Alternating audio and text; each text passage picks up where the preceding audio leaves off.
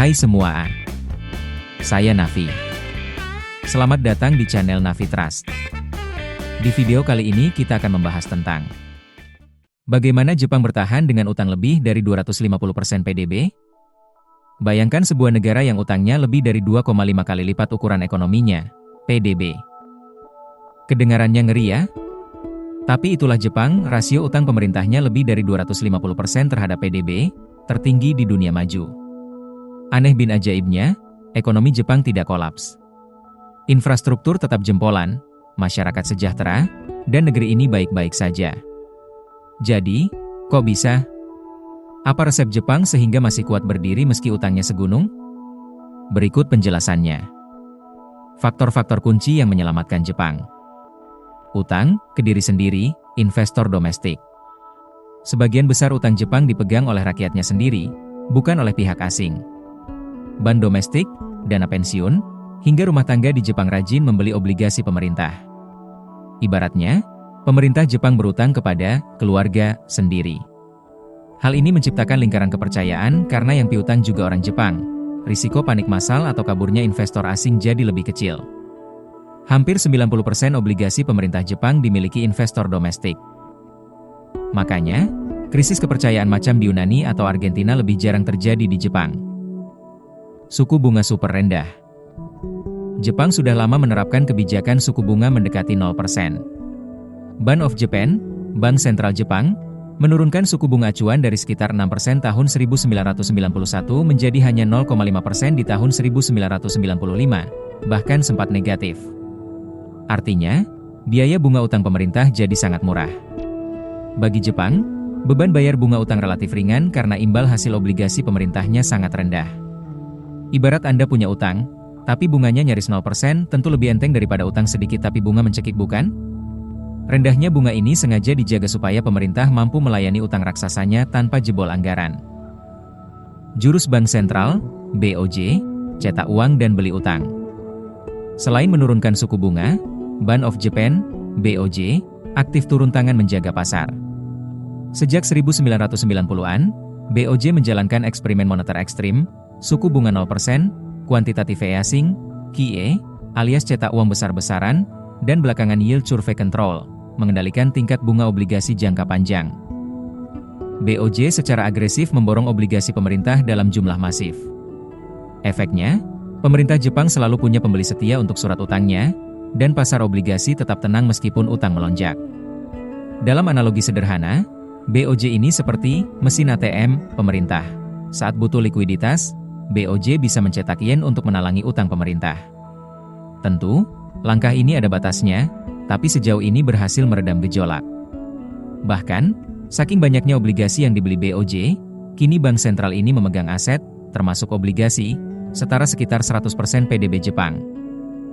Intinya, dukungan penuh bank sentral bikin Jepang leluasa mengelola utangnya, beda dengan negara yang bank sentralnya tidak bebas cetak uang. Contoh, negara Euro. Inflasi rendah dan stabil. Kunci lain adalah inflasi Jepang yang super rendah selama bertahun-tahun.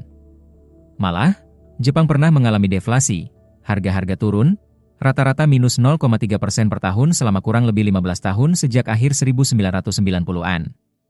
Bayangkan, harga bukannya naik, justru turun perlahan, sesuatu yang langka di negara lain.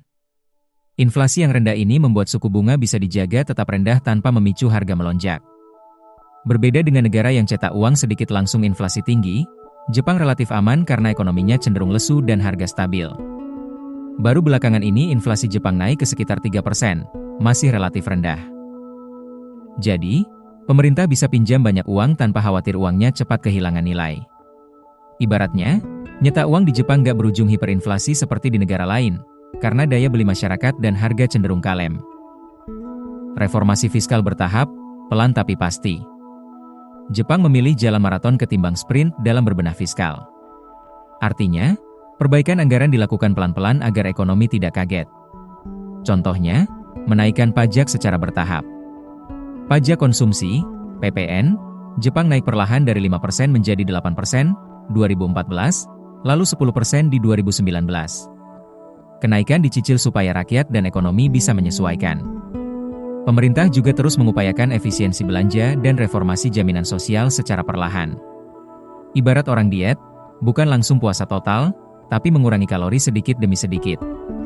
Langkah-langkah bertahap ini diharap bisa menekan defisit tanpa bikin ekonomi resesi mendadak.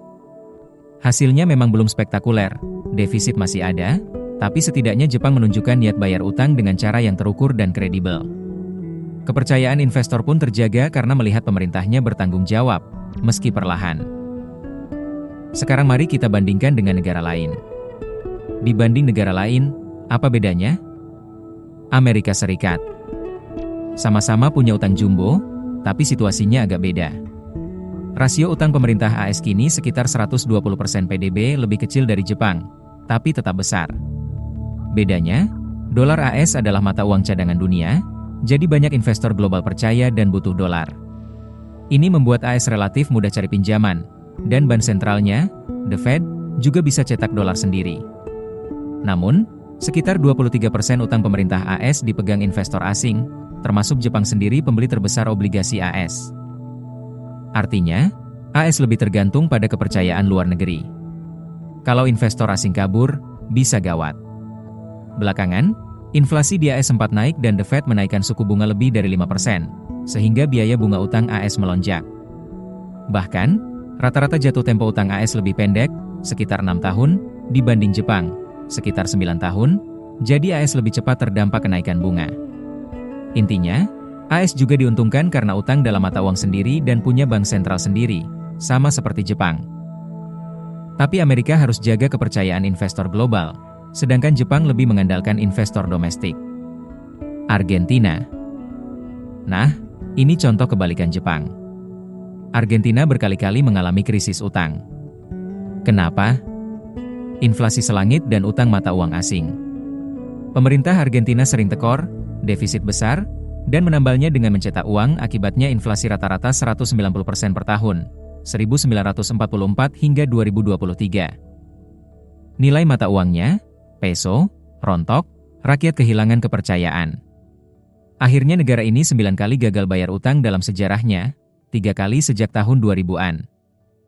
Banyak utang Argentina juga berdenominasi dolar AS, jadi mereka nggak bisa cetak peso untuk bayar utang dolar tanpa bikin kurs jeblok. Kombinasi inflasi tinggi, mata uang lemah, dan utang luar negeri bikin Argentina langganan krisis. Dibandingkan dengan Jepang, utangnya pakai yen sendiri, bisa cetak kalau darurat, inflasi rendah, dan investor percaya. Jelas resepnya beda jauh. Ibaratnya, Jepang itu seperti orang berutang ke dirinya sendiri dengan bunga rendah, sementara Argentina berutang ke orang lain dengan bunga super tinggi plus nilai mata uangnya merosot. Contoh lain, Yunani pernah hampir bangkrut karena banyak utang euro dan harus ikut aturan zona euro, nggak bebas cetak uang. Sementara Zimbabwe cetak uang kebanyakan sampai inflasi jutaan %. Kasus-kasus ini menunjukkan pentingnya faktor tadi, mata uang sendiri, inflasi terkendali, dan sebagainya. Contoh analogi sederhana yang mudah divisualisasikan. Analoginya seperti rumah tangga. Bayangkan Pak Taro di Jepang punya utang 2,5 kali penghasilannya. Sekilas ngeri, tapi ternyata yang mengutanginya adalah istrinya sendiri dari tabungan keluarga, dengan bunga 0% pula. Artinya, utang itu tinggal di dalam rumah, cicilan bunganya pun akhirnya balik lagi ke keluarga. Selama Pak Taro dan istri kompak, kecil kemungkinan istrinya tiba-tiba nagih brutal atau kabur bawa uang. Ini mirip Jepang, yang utangnya dibiayai oleh rakyatnya sendiri dengan bunga rendah, jadi relatif aman. Bandingkan dengan Pak Huan di Argentina yang utangnya baru separuh penghasilan tapi pinjamnya ke rentenir dengan bunga selangit. Setiap bulan bunganya nambah terus, dan kalau si rentenir panik, dia bisa datang menagih kasar atau menaikkan bunga lagi. Jelas, posisi Pak Huan lebih bahaya meski utangnya relatif lebih kecil, karena syarat dan situasinya nggak senyaman Pak Taro. Yang kedua, bayangkan punya mesin cetak uang. Misal, Ibu Yuko butuh duit buat bayar utang keluarga. Untungnya, dia punya mesin fotokopi uang di basement rumah. Dia cetak beberapa lembar yen untuk menutupi kekurangan.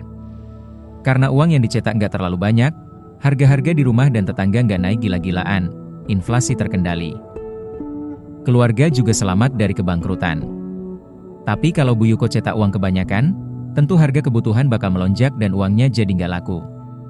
Jepang kurang lebih begitu, BOJ adalah mesin cetak uang yang dipakai hati-hati buat bantu pemerintah. Sementara di negara lain yang inflasinya sudah tinggi, nyetak uang sedikit saja bisa makin menghancurkan kepercayaan. Ibarat di Argentina, mesinnya rusak karena tiap dipakai malah bikin uang nggak ada harganya.